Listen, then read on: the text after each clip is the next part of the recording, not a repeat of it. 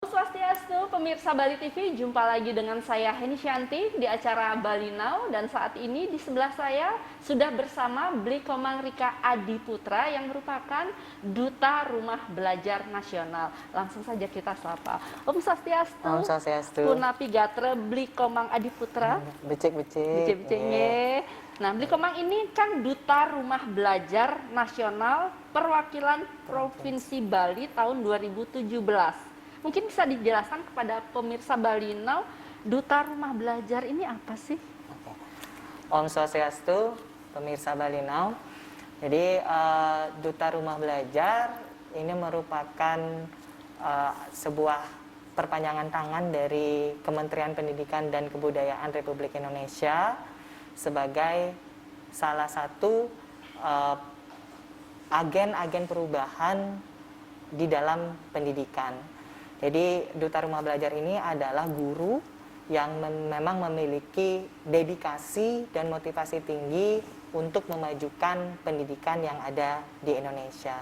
Salah satunya itu adalah bagaimana caranya Duta Rumah Belajar memperkenalkan berbagai macam produk yang dibuat oleh Kementerian Pendidikan dan Kebudayaan Republik Indonesia agar masyarakat lebih tahu, ya, jadi bisa menggunakannya dan dapat diakses untuk seluruh masyarakat Indonesia. Dan sejak kapan itu yang mulai dibentuknya? Oke, kalau kita bertanya sejak kapan Duta Rumah Belajar ini ada seperti itu, tentunya kalau misalkan pemirsa ini baru tahu sejak adanya COVID-19, itu sebenarnya Duta Rumah Belajar itu sudah ada sejak tahun 2017. Ya. Sudah 3 tahun yang lalu. Benar sekali. Jadi kebetulan saya adalah Duta Rumah Belajar yang pertama di tahun 2017. Dan saat itu mungkin masyarakat belum ngeh gitu loh adanya Duta Rumah Belajar. Iya, benar sekali. Mungkin yang sudah tahu atau yang sudah ngeh itu mungkin di kalangan terbatas saja, di kalangan guru-guru saja yang sudah mengetahui kinerja Duta Rumah Belajar. Namun masyarakat luas mungkin agak belum tahu sebenarnya itu ya, masih ngeh terhadap Duta Rumah Belajar. Namun sejak adanya COVID-19 ini kita berada pada situasi yang tidak pernah kita pikirkan seperti itu, benar sekali. Jadi mengharuskan berbagai kegiatan sehari-hari kita itu dikomunikasikan lewat teknologi seperti itu, sehingga Duta Rumah Belajar di sini mulailah muncul di kalangan masyarakat seperti itu dan banyak dikenal oleh masyarakat. Ya, benar sekali. Ya. Sebetulnya kriteria untuk mengikuti Duta Rumah Belajar itu apa sih saat itu? Saat itu, oke. Jadi kalau kita bertanya tentang kriteria nih, jadi kalau kriteria yang pertama paling utama itu harus guru, ya. Harus guru. Itu dulu yang pertama, ya. Jadi harus guru. Baik itu guru yang berstatus sebagai PNS atau non PNS. Nah, karena yang saya ketahui selama ini memang guru-guru yang berstatus non PNS itu kadang-kadang agak minder nih, ya, agak minder untuk mengikuti sebuah event-event seperti ini. Padahal semua memiliki kesempatan yang sama, baik itu PNS ataupun non PNS begitu. Jadi guru yang pertama, kemudian harus mengampu satu mata pelajaran di sekolahnya. Jadi kebetulan saya mengampu mata pelajaran Bahasa Indonesia.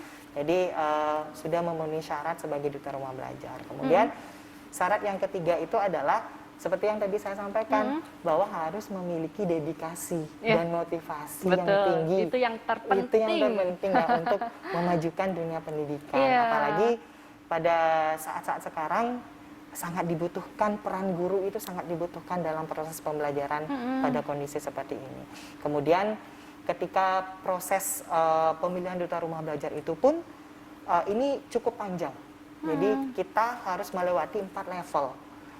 Ya, jadi level ini diadopsi dari UNESCO. Jadi yang pertama itu adalah level literasi, jadi literasi digital. Kemudian yang kedua itu adalah level implementasi, kemudian yang ketiga itu ada level kreasi, dan yang keempat itu adalah level berbagi.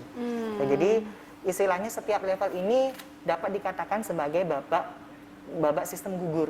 Jadi kalau sudah ada yang tidak memenuhi persyaratan di level 1, berarti dia tidak bisa mengikuti. Di babak pertama pun dia bisa gugur aja gitu. Bisa gugur aja seperti itu. Jadi sampai 4 level, setelah 4 level itu baru kita ditunjuk sebagai duta rumah belajar baru perwakilan provinsi. Oke. Nah, saat itu pesaing-pesaing Beli Komang tuh dari mana aja sih, dan Beli Komang mewakili kabupaten mana? Kalau bertanya tentang pesaing, jadi karena duta rumah belajar ini tidak sama ya dengan pemilihan duta-duta pariwisata seperti itu misalnya, beda sekali istilahnya.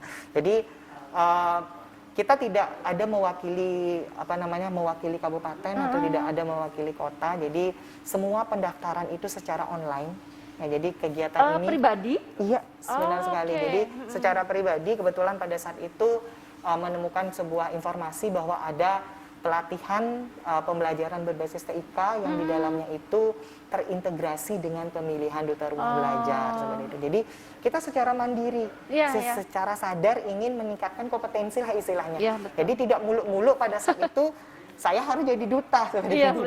Jadi bagaimana saya ingin meningkatkan kompetensi pembelajaran seperti itu. Jadi pada saat itulah, pada saat di tahun 2017 itu memang karena belum terlalu booming ya, jadi belum terlalu booming, duta rumah belajar itu belum terlalu booming, sehingga pada saat itu di tingkat provinsi saya bersaing bersama 30 peserta lainnya, baik itu dari tingkat SMP, SMA ataupun SMK seperti itu.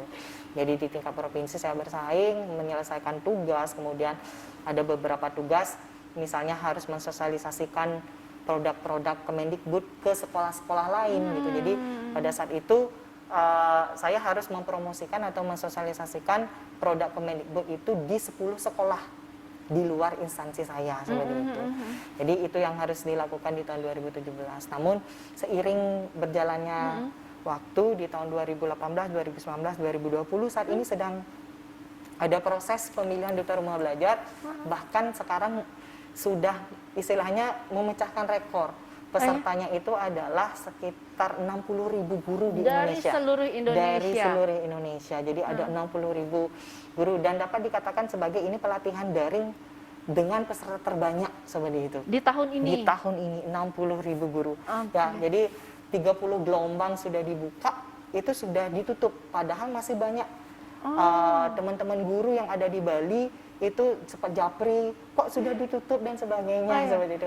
Memang karena kapasitasnya baru sampai 60.000 seperti itu. Dibatasi ya? Dibatasi, sementara masih dibatasi dan rencananya itu dibuka di bulan Juni lagi. Seperti itu. Ya, itu jadi, tiap tahun diadakan kompetisi seperti ini? Setiap tahun. Jadi mulai tahun 2017 itu setiap tahun diadakan. Jadi pendaftarannya pun secara mandiri-mandiri. Jadi dari pusat mengeluarkan surat, ada istilahnya himbauan untuk dinas provinsi, dari dinas provinsi juga memberikan ke sekolah-sekolah, dan siapa yang mau ikut silakan, tidak terbatas dia harus ini harus itu, tidak seperti yang penting dia guru istilahnya. Nah, sejak menjadi duta rumah belajar perwakilan Bali tahun 2017, hal-hal apa saja yang sudah Beli Komang lakukan ini? Jadi sangat istilahnya saya sangat beruntung.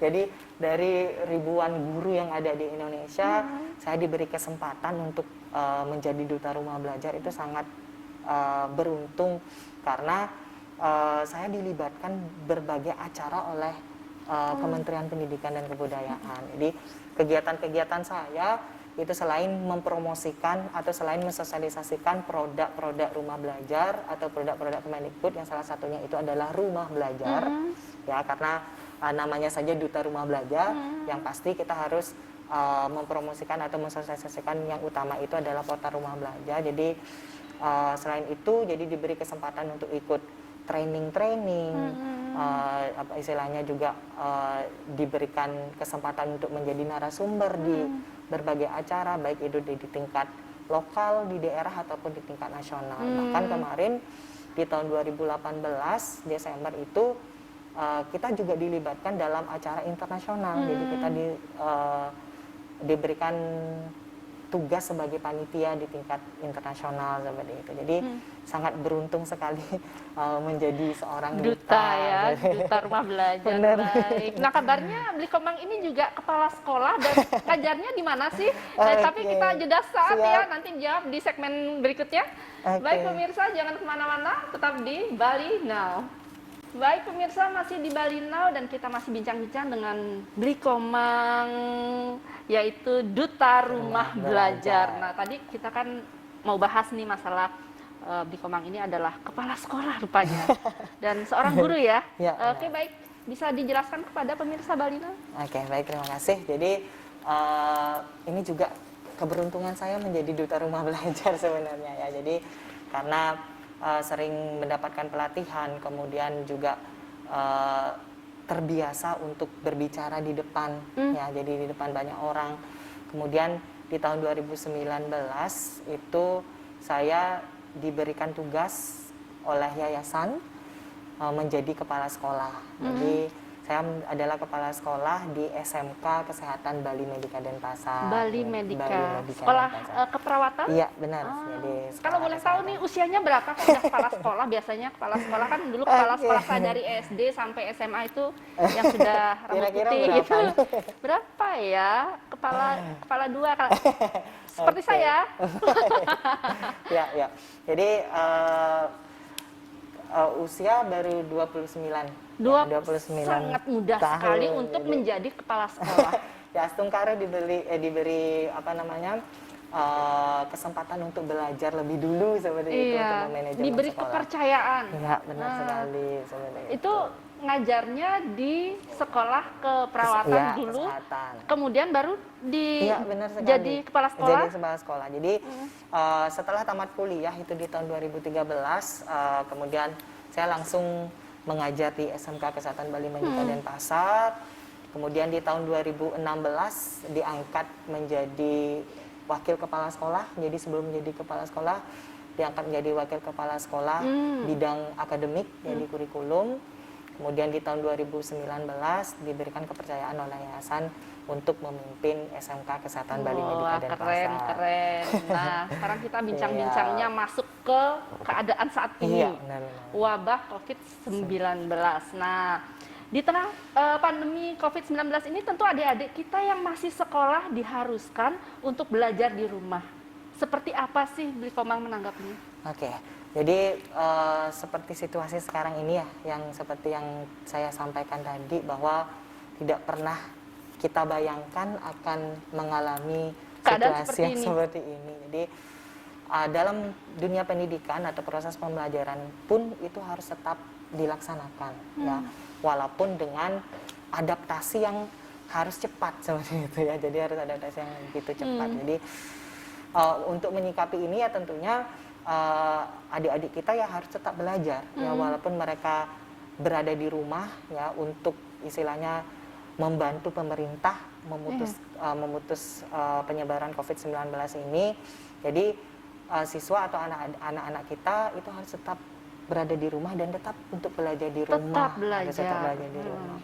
Mengapa demikian ya? Karena mereka kan juga butuh istilahnya pendidikan ya. Betul. Jadi takutnya nanti kalau mereka tidak diberikan kegiatan pembelajaran di rumah itu mereka di rumah lupa. Ngapain gitu, jadi lupa pelajaran yang sudah sekian tahun. Ya, benar, ternyata di rumah tidak pernah belajar. Ya, tidak pernah belajar sampai di akhirnya sekolah sampai lupa nanti kan seperti itu. Nah, kabarnya sudah ada nih aplikasi. Bisa dijelaskan nggak aplikasi tersebut seperti apa sih? Kalau terkait aplikasi, kita di Duta Rumah Belajar ya, karena Kementerian Pendidikan dan Kebudayaan Republik Indonesia itu sudah memberikan sebuah portal yang namanya Rumah Belajar.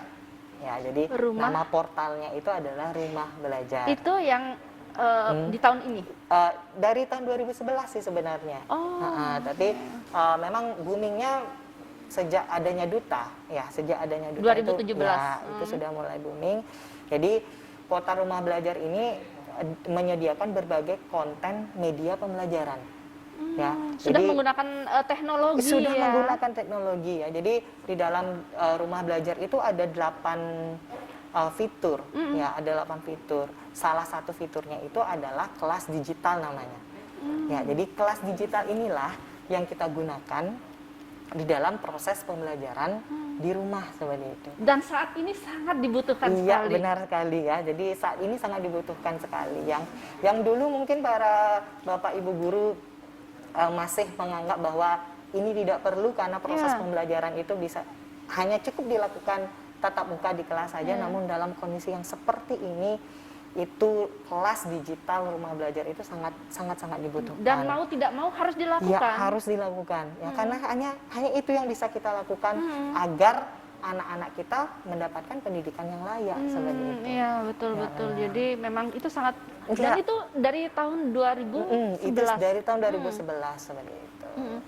Jadi sebetulnya ini yang kewalahan orang tuanya atau gurunya sih menghadapi situasi yang seperti ini harus tidak boleh gagap teknologi. Iya, benar sekali. Gimana itu menurut Bli Komang? Oke, jadi kalau kita berbicara mengenai kewalahan ya sebenarnya orang tua ataupun guru pada awal-awal situasi yang seperti ini yang rasa pasti kewalahan. Ya.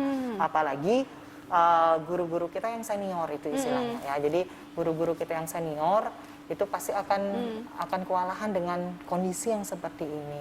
Namun kita tidak istilahnya tidak bisa pungkiri. Jadi harus melaksanakan yang seperti ini seperti itu. Harus ya. dilakukan. Harus dilakukan dengan ya. teknologi. Dengan ya. teknologi. Nah, bagaimana dengan guru-guru yang masih minim dengan teknologi? Iya, benar. Jadi kalau guru ya, jadi karena kondisi guru kan berbeda-beda nih setiap guru gitu. Jadi kemarin saya sempat baca artikel, jadi tidak semua guru punya alat yang memadai dalam proses pembelajaran daring. Kemudian tidak semua guru bisa menggunakan alat teknologi untuk pembelajaran daring. Jadi seperti itu. Jadi tentunya kita harus kondisikan sekarang. Jadi bagaimana? Setidaknya guru di sini harus menguasai ya yang teknologi yang paling sederhana saja lah istilahnya. Jadi bagaimana caranya kita berkomunikasi dengan siswa, kemudian bagaimana siswa mengirim tugas, ada feedback dari gurunya seperti itu, ada respon dari gurunya. Jadi itu harus dilakukan seperti itu. Jadi, nah, kendalanya pasti ada untuk siswa-siswa atau masyarakat yang masih ada di daerah yang agak dalam gitu. Gimana itu caranya? Jadi ini juga menjadi kendala terbesar sebenarnya ketika kita berbicara mengenai belajar dari rumah. Jadi sinyal ya, jadi sinyal itu yang sangat istilahnya dibilang di daerah pelosok kan ya di daerah pelosok susah. itu sangat susah. Jadi sesuai dengan arahan dari Menteri Pendidikan seperti itu ya, bahwa pembelajaran yang dilakukan dari rumah itu tidak harus menggunakan atau tidak melulu harus menggunakan teknologi seperti itu ya. Jadi saya punya teman kebetulan juga kepala sekolah di daerah Karangasem, kepala sekolah SD. Kebetulan juga siswanya di sana minim sekali penggunaan teknologinya, sehingga mereka menggunakan sistem pembelajaran terstruktur.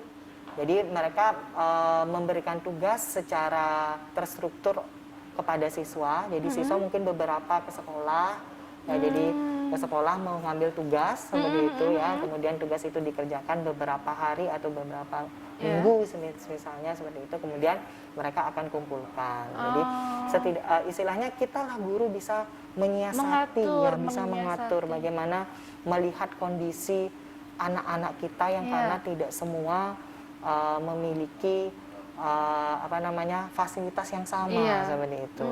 Tetap harus fleksibel lah ya. Iya benar, tetap harus fleksibel iya. itu. Ya, tapi kalau memang sudah di daerah kota misalnya masih tetap tidak menggunakan teknologi itu yang perlu kita pertanyakan. Yang kelewatan sebetulnya. Ya sekali. Ya, berarti memang teknologi penting, tapi di saat kita dalam situasi atau kondisi di mana kita berada, tetap kita harus fleksibel. Bagaimana caranya itu pasti ada solusinya. Iya, benar. Oke, baik. Nanti kita jeda saat. Siap. Baik, pemirsa, kita jeda saat, jangan kemana-mana, tetap di Bali Now. Pemirsa, kita lanjut lagi ngobrol-ngobrol tentang yang masih seru-seru tadi ya tentang kendala-kendala apa sih Kendala. yang dihadapi di saat COVID-19 ini, masalah teknologi lah, masalah sinyal yang harusnya anak-anak itu mendapatkan pelajaran yang melalui online, jadi nggak bisa. Iya. Nah, sekarang nih banyak adik-adik kita mengalami kendala saat belajar di rumah. Bahkan orang tua cukup repot. Iya, benar. Seperti apa sih Blikoma menyikapinya? Oke, jadi kita berbicara kendala ya. Jadi dari kendala dari siswa, dari orang tua, dan dari guru pun sebenarnya ada kendala sebenarnya itu ya. Jadi kalau menyikapi kendala-kendala ini, kita ya sebagai orang tua misalnya atau sebagai anak-anak siswa seperti itu, tentunya kita harus bisa beradaptasi cepat seperti itu ya. Jadi kita harus bisa beradaptasi cepat terhadap perubahan proses pembelajaran yang terjadi.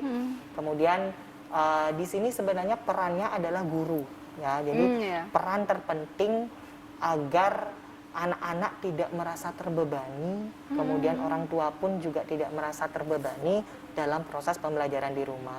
Jadi salah satu misalnya yang perlu diperhatikan oleh guru itu adalah bagaimana sih kondisi anak didik kita, fasilitas yang dimiliki anak didik kita itu bagaimana seperti itu yang perlu kita pikirkan juga, sehingga guru tidak boleh semata-mata bahwa kalau belajar di rumah seperti yang tadi saya sampaikan harus online terus nih, harus online terus, hari ini online, besok online, 2 hari lagi online. Itu kan tentunya juga berpengaruh terhadap masalah ekonomi gitu misalkan di keluarga ya. Jadi karena yang terlebih kan. Karena di dalam belajar online itu kan perlu kuota loh. Itu. Ya kuota, jalan terus ya. Walaupun beberapa provider nih sudah memberikan layanan gratis pada anak-anak kita, pada adik-adik kita untuk mengakses beberapa media pembelajaran seperti itu. Tapi mereka harus tetap membutuhkan kuota seperti itu. Sehingga kunci di sini adalah guru. Ya, jadi kunci di sini adalah guru. Kemudian orang tua pun juga harus memiliki kesadaran. Ya, benar kan? Jadi harus memiliki kesadaran bahwa memang keadaan yang mengharuskan seperti ini, seperti itu ya, karena keadaan seperti ini. Kalau misalkan guru tidak melakukan proses pembelajaran dari rumah menggunakan teknologi, anak-anak yang akan menjadi korbannya seperti itu istilahnya. Jadi anak-anak tidak akan mendapatkan pendidikan yang efektif atau pendidikan yang layak. Ya. Jadi sebagai orang tua itu juga harus sadar bahwa pendidikan untuk anak kita harus tetap berjalan walaupun dalam kondisi apapun. Iya, itu yang terpenting. Itu yang terpenting. Nah, berarti guru kewalahan. Iya, guru orang tua juga kewalahan. Guru dikomplain oleh orang tua. Nah, salah satu komplain orang tua itu selain kuota apa aja nih? Oke, kalau selain kuota nih biasanya ini berangkat dari saya sendiri nih ya. Pengalaman pribadi. Jadi komplain orang tua selain kuota itu biasanya terkait dengan sumbangan pendidikan di sekolah seperti itu atau SPP ya. Karena kalau di sekolah swasta kita tidak bisa melakukan operasional apapun tanpa adanya sumbangan dari masyarakat itu sendiri seperti itu. Itu biasanya komplain juga dari orang tua bahwa anak kita tidak menggunakan fasilitas sekolah. Dia beli kuota sendiri, tapi kok SPP tetap bayar. Terus kadang-kadang juga dilema seperti itu karena kami dari pihak sekolah kan harus membayar honor guru. Ya, harus membayar honor guru, operasional persekolahan itu tetap jalan semuanya. Listrik. Benar. Ya walaupun sudah ada istilahnya bantuan kita dari pemerintah dana BOS seperti itu. Namun karena operasional yang cukup tinggi kan tidak cukup untuk itu semua, apalagi penggunaan bantuan dari pemerintah itu kan harus ada aturan-aturan yang jelas sehingga kita tidak boleh sembarangan menggunakan hal tersebut seperti itu. Ya jadi komplain yang banyak itu selain kuota pembayaran untuk sekolah ya. Itu. Jadi solusinya sebetulnya apa? Untuk sekarang itu apakah masih ya udah berjalan dulu ataukah sudah ada solusi lain? Jadi untuk solusi ini komplain-komplain tersebut dari orang tua seperti itu. Jadi kita dari pihak sekolah juga menyadari ya. Jadi kita pihak sekolah juga menyadari bahwa kondisi yang seperti ini tidak hanya satu atau dua orang, tetapi semua orang merasakan atau terdampak terhadap kondisi seperti ini. Jadi kalau di sekolah saya pribadi, untuk mengatasi masalah tersebut, jadi kita memberikan keringanan kepada orang tua, bahwa sumbangan pendidikan itu tidak harus dibayarkan segera.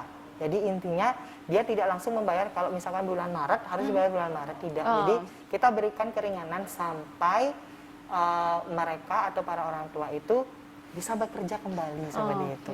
Jadi itu yang kemarin kebijakan yang sudah diambil pihak sekolah, sudah berkoordinasi dengan yayasan.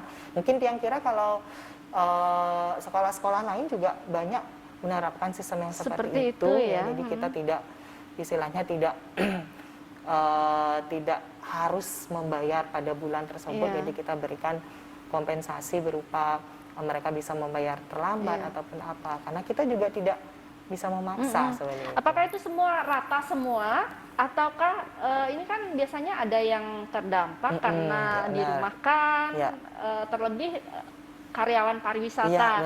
Nah, apakah ada perbedaannya atau disamaratakan semua? Ya, jadi ini dah kemarin kita sudah istilahnya sudah mencari data terkait hal tersebut. Jadi anak-anak kita siapa yang terdampak, orang tuanya yang dirumahkan dan sebagainya.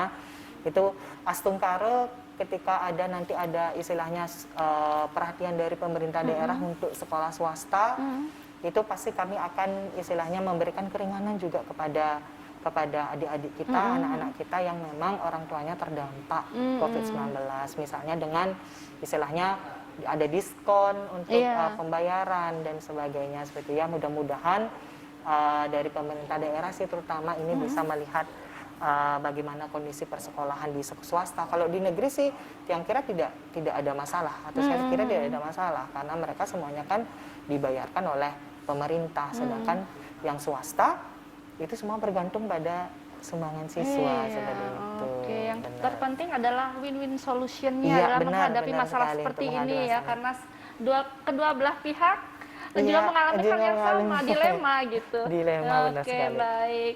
Oke pemirsa, perbincangan semakin panas, semakin seru. Jadi kita jeda saat, jangan kemana-mana, tetap di Bali Now. Pemirsa, terima kasih masih di Bali Now. Kita lanjut, Bli Komang. Oke, tadi kita sudah bahas masalah bagaimana sih belajar mengajar yang dilakukan sekarang. Sampai orang tua pun sampai komplain lah masalah kuota. Nah sekarang ini ada pertanyaan, bagaimana meningkatkan minat belajar siswa saat di rumah? Iya, benar sekali. Jadi meningkatkan minat belajar di rumah. Ini sebenarnya kalau kita berbicara minat belajar susah-susah gampang nih. Karena apa? Karena kita tidak melihat secara langsung siswanya belajarnya dalam kondisi yang bagaimana. Nah, jadi caranya gimana ya, itu? Jadi caranya itu yang selama ini kita lakukan juga, kita tidak melulu memberikan materi ya, karena arahan juga dari kementerian bahwa kita tidak harus menuntaskan kurikulum seperti itu. Jadi lebih banyak juga kita memberikan pendidikan kecakapan hidup.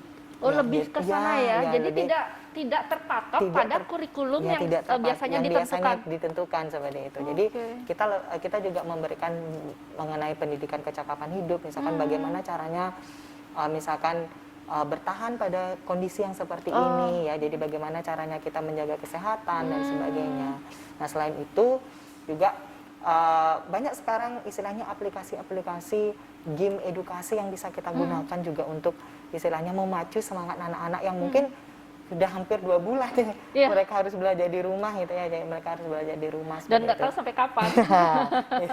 Ya, jadi sudah hampir 2 bulan sehingga guru harus punya inovasi ya. Jadi guru harus punya inovasi, lebih banyak belajar ya, lebih banyak bertanya bagaimana caranya membuat game-game edukasi seperti itu, memanfaatkan teknologi yang ada seperti itu ya. Karena ada istilah seperti ini, guru itu memang tidak akan tergantikan oleh teknologi, tetapi guru yang tidak menguasai teknologi itu akan cepat ditinggalkan. Nah, jadi wajiblah guru untuk menguasai teknologi. Jadi wajib untuk guru menguasai teknologi. Ya, istilahnya teknologi yang sederhana saja, seperti itu ya. Jadi ya walaupun memang tidak bisa tergantikan, guru tidak akan mungkin tergantikan oleh teknologi, karena kan guru tugasnya tidak hanya mengajar saja, tetapi kan mendidik ya, bagaimana membentuk karakter anak seperti itu ya. Jadi itu mungkin yang bisa dilakukan agar anak-anak tidak Minat bosan, belajarnya ya, lebih minat ini belajar ya. lebih tinggi, motivasinya lebih tinggi belajar di rumah seperti Iya, itu. iya. Dan orang tua harus ikut serta. Iya. Itu kunci juga ya. Jadi orang tua harus ikut serta. Kenapa di sini disampaikan atau dikatakan orang tua harus ikut serta? Jadi karena guru kan tidak istilahnya tidak bisa memantau seperti mereka anak-anak kita ada di kelas atau ada di sekolah. Yang bisa memantau itu adalah orang tua. Apakah benar anak kita sudah melaksanakan pembelajaran dengan baik? Iya. Takutnya nanti siswanya malah berkeliaran, itu yang kita takutkan seperti itu ya. Iya, Jadi iya, iya. harus ada sinkron nih antara Kerjasama orang tua, lah ya, orang tua dan guru dan siswa, Siswa. seperti itu. Itu juga harus ada sinkron, harus ada kerjasama seperti itu. Iya, iya, berarti memang harus ada kerjasama antara guru, siswa, dan orang tua. Jadi tidak hanya memberatkan orang tuanya, guru juga kewalahan, tidak memberatkan gurunya juga. Ya, benar sekali. Nah, sekarang ini pertanyaan kegiatan Duta Rumah Belajar sampai detik ini apa sih, Bli Komang? Ya, jadi untuk kegiatan rumah belajar, karena di sini kita dituntut, jadi kita dituntut untuk selalu produktif menjadi duta rumah belajar, ya. Jadi karena istilahnya sebagai cermin Kementerian Pendidikan dan Kebudayaan Republik Indonesia, sehingga kita harus produktif dalam masa-masa seperti ini. Nah, kegiatan-kegiatan yang dilakukan oleh duta rumah belajar itu ada beberapa jenis. Yang pertama itu sejak awal siswa kita dirumahkan, itu kita sudah membuat program yang disebut dengan Sapa di IRB. Ya, jadi Sapa Rumah Belajar, yang dalam program tersebut kita memberikan pelayanan mengajar secara gratis kepada anak-anak yang ada di seluruh Indonesia seperti itu. Jadi kita secara bergantian memberikan fasilitas pembelajaran secara gratis dari tingkat PAUD, ya, dari TK, kemudian ada SLB, kemudian SD, SMP, SMA, dan SMK seperti itu. Jadi itu kegiatan yang pertama. Kemudian kegiatan yang kedua, saat ini ya, minggu ini kita sedang melaksanakan event lomba cerdas cermat daring. Lomba cerdas berarti online dong ya? Iya, ya? online. Jadi lomba cerdas cermat daring minggu ini kita laksanakan. Ini sebenarnya untuk memberikan semangat kembali kepada anak-anak kita ya, untuk belajar tentunya ya, biar lebih produktif juga di rumah seperti itu. Jadi kita melaksanakan lomba cerdas cermat dari tingkat SLB, SD, sampai SMK seperti itu. Jadi sampai SMK. Dan itu sampai tadi pagi saya cek pesertanya itu sudah mencapai 2.000 lebih. Seluruh Indonesia. Seluruh Indonesia seperti itu.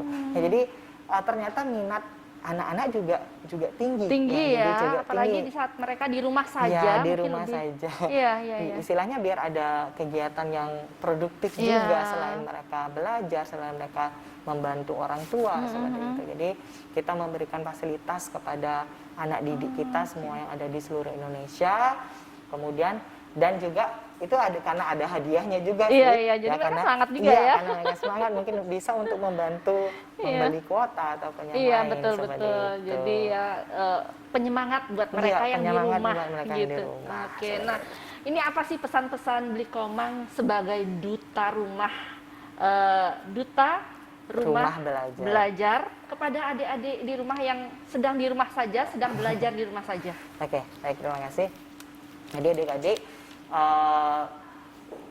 pesan tadi ya kepada adik-adik semua yang sedang belajar di rumah, tetap belajar di rumah ya, tetap mengikuti arahan-arahan dari guru ya. Jadi walaupun kalian belajar di rumah, tetap harus memiliki semangat belajar, tetap harus memiliki motivasi yang tinggi ya, karena situasi yang seperti ini mengharuskan kita harus beradaptasi secara cepat seperti itu ya. Itu saja mungkin yang bisa Nah, harapan Bli Komang ini terhadap dunia pendidikan di tengah wabah COVID-19. Jadi harapan tidak muluk-muluk sih sebenarnya ya. Jadi harapan kita sebagai duta rumah belajar, karena disinilah kita diberikan pelajaran ya, guru-guru di Indonesia ya, itu diberikan pelajaran bahwa teknologi itu harus dikuasai oleh guru ya. Jadi harus dikuasai oleh guru ya. Jadi bagaimanapun kondisinya ya kita tidak mengenal istilah usia seperti itu ya. Jadi guru di Indonesia itu harus melek teknologi ya, jadi harus tidak gagap, istilah tadi tidak gagap teknologi ya, karena seiring perkembangan zaman pendidikan di Indonesia itu pasti akan terpengaruh oleh teknologi ya, jadi bagaimanapun kondisinya. Iya, oke, baik. Blikomang Adi, terima kasih sudah hadir di Oke, Bali terima Now. kasih. Semoga apa yang kita bahas tadi bisa bermanfaat bagi adik-adik yang sedang belajar di rumah, buat orang tua siswa juga ya. Iya, benar. Semoga segalanya bisa menjadi baik, semakin teratur, terarah. Oke, Iya. baik. Baik pemirsa, pendidikan mempunyai akar yang pahit, tetapi buahnya manis. Saya Heni Shanti, jumpa minggu depan. Salam Bali Now. Santi, Santi, Santi. Oh.